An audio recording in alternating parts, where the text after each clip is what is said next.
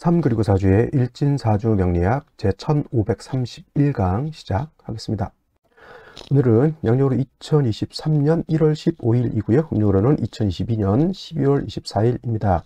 오늘 명식은 이민년 개축월 개유일이 되겠고요. 일진 개유가 되겠습니다.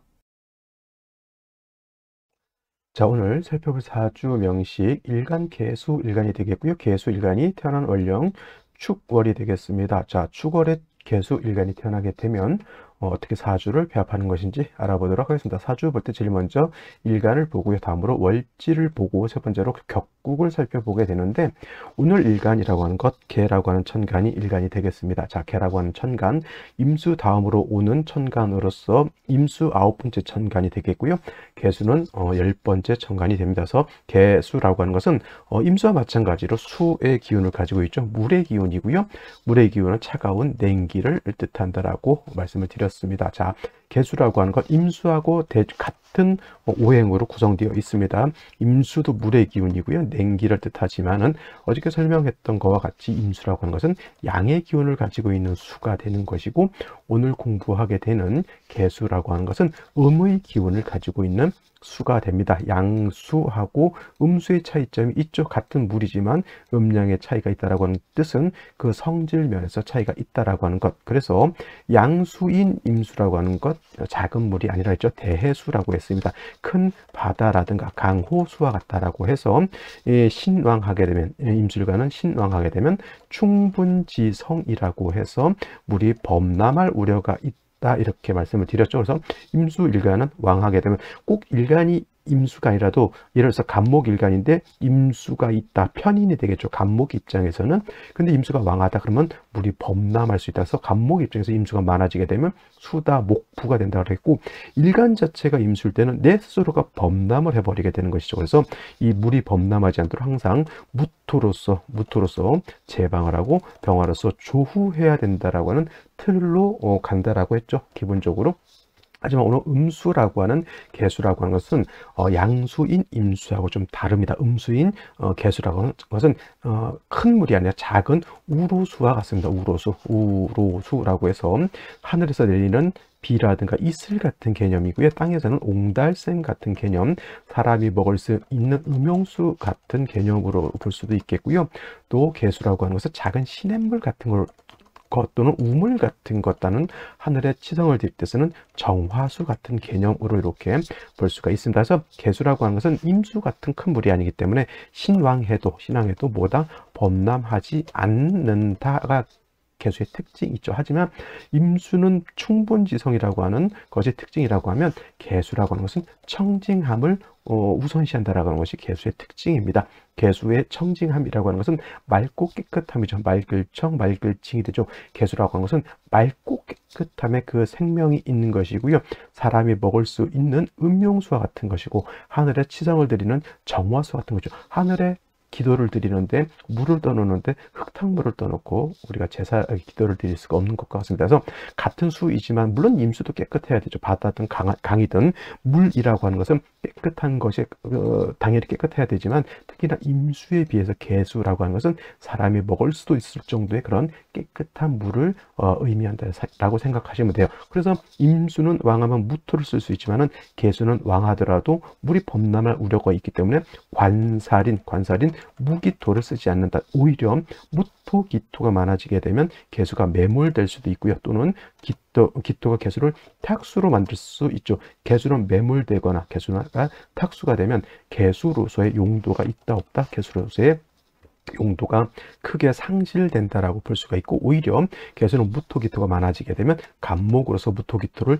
제거해야 되고요. 신금이라든가 인성인 금으로서 금생수하여 개수의 근원을 마련하는 것이 매우 중요하고요. 또 개수 자체가 신왕할 수 있죠. 이때는 간목을 같이 쓰면서 병화를 같이 쓴다. 그래서 임수는 왕하면 무토 병화를 쓰는 것이지만, 개수는 왕하면 간목 병화를 쓴다라고 하는 것이 차이가 있다. 이는 뭐냐면 일간의 특성에 따라서 다르기 때문에 그렇습니다. 임수, 개수 같은 수라 하더라도 양의 성질을 가지고 있는 임수냐 또는 음의 성질을 가지고 있는 개수냐에 따라서 용도가 달라진다. 사람도 남자하고 여자가 있죠. 물론 같은 군인이 될 수도 있고 있고 같은 경찰이 될 수 있지만 본시 군인 경찰이라고 하는 것은 것 같은 게 강한 직종은 남자가 하는 것이 맞고요. 여자는 좀 더 섬세한 어떤 디자인이라든가 이런 걸 하면 좀 더 좋을 것 같습니다. 그래서 음양의 차이가 있는 것이고 같은 수라 하더라도 양수인 임수하고 음수인 개수는 그러한 차이가 있다 정도 여러분들 기억해 두시면 되겠습니다. 자, 다음으로 개수 일간이 태어난 월령 축월이 되겠습니다. 축월. 그래서 축월이라고 하는 월령이라고 하는 것은 일간 다음으로 중요한 건데 월령이 왜 중요하냐? 월령 안에는 이 월령이라고 하는 개념 안에는 어떤 개념이 들어가 있냐면 월령이는 계절이기 때문에 왕쇠의 개념과 한열의 개념을 동시에 가지고 있습니다. 한 왕쇠라고 하는 것은 어느 오행이 왕하냐 약하냐를 말하는 것이고 한열이라고 하는 것은 그 사주가 추우냐 더우냐를 말하는 것인데 어떤 분들이 뭐 궁통보감이라든가 궁통보감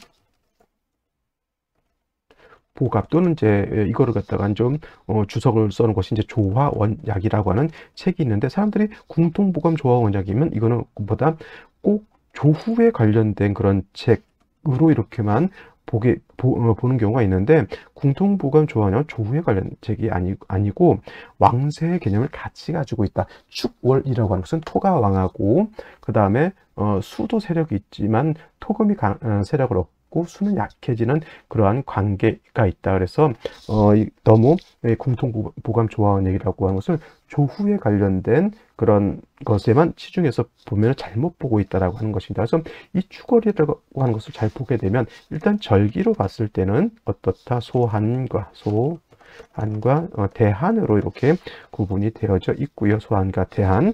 근데 이제 소한을 기준으로 해서 자월에서 축월로 넘어가는 기준점이 된다라고 하는 것은 이제 소한 절입날 제가 설명을 드렸고 해자 축월은 일단은 겨울이죠. 겨울. 지금 겨울이라고 하는 것은 제가 조후에 관련된 것 그에 대해서 말씀드린 건데 겨울은 일단은 춥습니다. 그래서 엄동 설한이라고 말씀드리죠. 그래서 항상 조후가 필요하다. 즉 양화인 병화가 있어도 따뜻하게 조후한 것이 필요하다라고 말씀을 드리죠. 이건 조후에 관련된 즉 한열에 관련된 것을 말하고 또 제가 또 뭘 말하냐면 자 축월이라고 하는 계절은 원래는 해자 축월이라고 하는 계절은 수왕절이다. 그래서 해월은 수의 임관지가 되고 자월은 수의 제왕지가 되고 축월은 수의 쇠지가 되죠. 쇠지. 그래서 수가 기본적으로 왕하지만은 특히나 축월 같은 경우에는 수가 왕하기보다는 토가 왕한 계절이다라고 해서 이렇게 기본적으로 왕세와 한열에 대한 기본적인 틀을 알고 있는 것이 매우 중요하죠. 그래서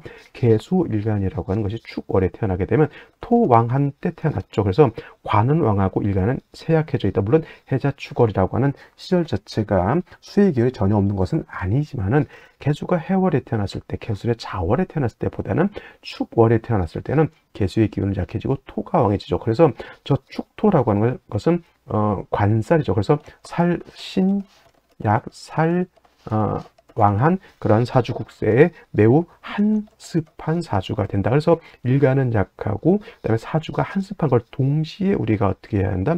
중화를 시켜야 된다. 그래서 중화라고 하는 것은 중화된 사주가 좋다라고 하는데 중화는 왕쇠의 중화라고 하는 것과 한열의 중화라고 하는 것을 말한다라고 볼 수가 있겠습니다. 일단 개수 자체가 축월에 태어나서 일단 약하다라고 만약 봤을 때는 신금이라고 하는 음금이 있어서 개수를 이렇게 생조해 준다라고 하면 개수의 근원을 마련해서 개수가 마르지 않고 계속 원불절이라고 하죠.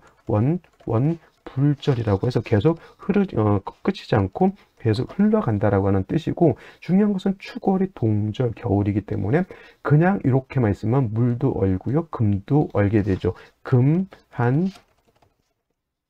냉이 되죠. 금도 얼고 물이 얼면 용도가 없게 됩니다. 그래서 반드시 뭐가 필요하다? 병화라고 하는 것이 있어서 따뜻하게 조후해 주는 것이 필요하다. 병화를 얻음으로 인해서 땅도 해동이 되고요. 물도 녹고요. 금도 따뜻해지게 되는 그러한 구조가 되는 겁니다. 가장 중요한 것은 개수의 근원을 마련하는 것도 중요하지만 역시나 병화가 없는 축월의 개수는 얼어서 용도가 없다. 더하여 간목이라고 하는 것이 있어서 병화를 생조해 주는 것도 필요하고요. 또는 병화가 지지로 인사오등의 뿌리를 얻어야지만 능히 병화가 천하를 따뜻하게 해동할 수 있게 된다라고 하는 것이 바로 축월의 개수가 사주를 배합하는 방식이 되겠습니다. 이 틀을 가지고 축월의 개수는 사주를 이렇게 분석해 보면 될 것인데, 오늘의 명식을 한번 살펴보도록 하죠.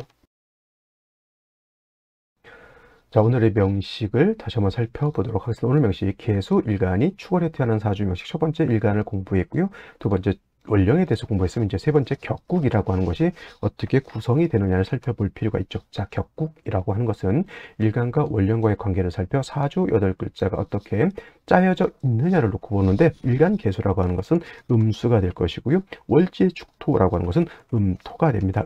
대 음이 되는 것인데, 월지 토가 일간 개수를 극하는 관계, 토극수의 관계죠. 극아자가 되는 것이 월지 토가 되는 것이고, 나를 극하는 것 뭡니까? 관성이라고 합니다. 관성. 자, 관성은 다시 정관과 편관으로 구분을 볼 수가 있겠고, 편관은 다른 말로 칠살이라고도 이렇게 표현을 하게 되는데, 자, 정관이라고 하는 것은 일관과 관성과의 관계가 양대음 또는 음대양으로서 음양의 조화가 맞으면 이를 정관이라고 하고요. 편관 또는 칠살이라고 하는 것은 일관과 관성과의 관계가 양대영 또는 음대음으로서 음양의 조화가 맞지 않으면 이를 칠살 또는 칠살편관이라고 하는데, 오늘은 음대음의 관계가 되는 것이니 오늘은 어떤 관계? 편관격이 된다 또는 칠살격이라고 해도 상관없겠죠. 칠살격이 된다. 중요한 것은 축월은 토가 왕한 것이 일간이 세력이 약한 것은 아니라 하더라도 상대적으로 토가 더 세력을 크게 얻죠. 당연히 살중신경한 사주국세가 되는 것이고, 또 다른 말로 신약살왕한 사주국세가 되는 겁니다. 그래서 일간이 약하기 때문에 일간의 기운도 도와줘야 되고, 그 다음에 축월은 춥기 때문에 조도 해야 된다라고 하는 것 아까 서두에서 말씀을 드렸습니다. 자, 먼저 천간을 보게 되죠. 격국을 조금 더 설명을 드리도록 하겠습니다. 자, 축토 안에는 지장간이 개수, 그 다음에 신금, 그 다음에 기토라고 하는 것이 들어가 있어요. 개수가 천간에 투출한다고 해서 비견으로 보지는 않습니다. 그냥 개수가 투출하게 되면 그냥 월지 칠살격에 그냥 일간이 세력이 좀 있다, 이 정도로 보는 거고요. 신금이 천간으로 투출하게 되면 이거는 얘를 가지고 격을 잡을 수가 있겠습니다. 그래서 이런 경우에는 이제 편인격에 살인상생, 이렇게 칠살이 금을 생하고 금이 나를 생하게 되니, 이것도 마찬가지로 편관 칠살이 왕한 상태에서 신금이 있기 때문에 이거는 신금이 투출하게 되면 편인격에 살인상생의 구조가 된다, 이렇게 보시면 되겠습니다. 당연히 본기인 기토가 천간으로 투출하게 되면 칠살격, 편관격이 되는 것은 뭐 당연한 일이고요. 하지만 이제 오늘 같은 경우에는 월간에 개수 투출되어 있고요. 그 다음에 연간에 임수까지 투출되어 있습니다. 자, 축월에 토가 왕은 일간이 약한 상태에서 인계 비견 겹제가 있는 것은 조금은 도움은 될 수 있겠습니다만은, 차라리 금이 있어서 나를 생겨주는 것이 더 조금 낫고, 축월에 비견 겹제가 이렇게 있으면 나를 도와주는 개념도 있겠지만 보다 동절의 한습함이 더욱 가중되기 때문에 더욱 추워진다, 한기가 가중되는 그러한 단점이 있다. 그래서 약한 일간을 도와줄 때는 이런 경우에는 비견 겁재인 수가 많아지는 것보다는 뭐다? 그렇죠, 신금 또는 경금. 좋은 것은 개수는 음금이기 때문에 정인인 경금이 더 좋을 것 같지만, 오히려 개수는 신금으로서 생겨주는 것을 더욱더 좋아한다, 이렇게 볼 수 있겠습니다. 자, 일지를 보게 되면 유금이 있죠. 이 유금은 축토를 끌어당겨서 뭐합니까? 원래는 사유, 축, 삼합이죠. 삼합이 돼서 금이 왕해지게 되는데, 그 사자는 없다 하더라도 유축 금이 되니 개수를 생해줄 수 있죠. 그러니까 요 정도만 돼도 유금이 있어서 축하고 합해서 개수를 생해주면 이 정도는 없어도 되는데, 이제 이렇게 되게 되면 임개수가 있어서 오히려 한기를 가중하는 것이 되고, 반드시 화가 있어서 따뜻하게 조우하지 않으면 금도 얼고 물도 얼게 되는 그런 상황이 되는 겁니다. 당연 이제 연지에는 이렇게 인목이라고 하는 것이죠. 인목, 개수 입장에서 상관이 되겠죠. 인목은 천간의 간목과 같은 것이니, 중에 있는 간목 지정간으로 간 간목이 왕수의 기운을, 수의 기운을 수생목해서 설계하고요. 인 중에는 뭐가 있냐면 병화가 있기 때문에 미약하지만, 아주 미약하지만 조우할 수 있다. 이 정도 되면 일단은 생시를 빼고라도 3주까지만 놓고 봤을 때 뭐가 용신이다? 인중에 있는 병화가 용신이 되고, 간목은 화를 생해주는 희신이 될 수 있다. 단 아직은 목화가 부족하기 때문에, 특히 화가 부족하기 때문에 당연히 생시에서 화를 보는 것을 좋아하고요. 오늘 뭐 사주 어떻다? 예를 들어서 오늘 태어나는 아이 이름을 짓는다, 장명을 한다 라고 했을 때 다른 건 몰라도 자원오행을 취용할 때 뭘 취용한다? 목화를 취용하는 것이 좋다. 성씨는 어차피 정해져 있는 것이고 두 번째 이름이나 세 번째 이름에서 목화나 화, 목 이런 식으로 넣게 되고요. 만약에 생시에서 충분한 화를 얻는다라고 하면 목을 넣어도 되고 또는 화를 넣어도 된다. 그러니까 목화, 화목 또는 화화 또는 목으로 이렇게 해도 되는데 가장 이상적인 거는 목화를 같이 집어넣는 것이 자원오행으로 이름 지을 때는 필요하게 되겠다 정도 기억을 해두시면 되겠고요. 생시 알아보도록 하겠습니다. 자, 그러면 생시를 알아보도록 하겠습니다. 제일 먼저 나오는 생시 임자시가 되겠죠. 임자시.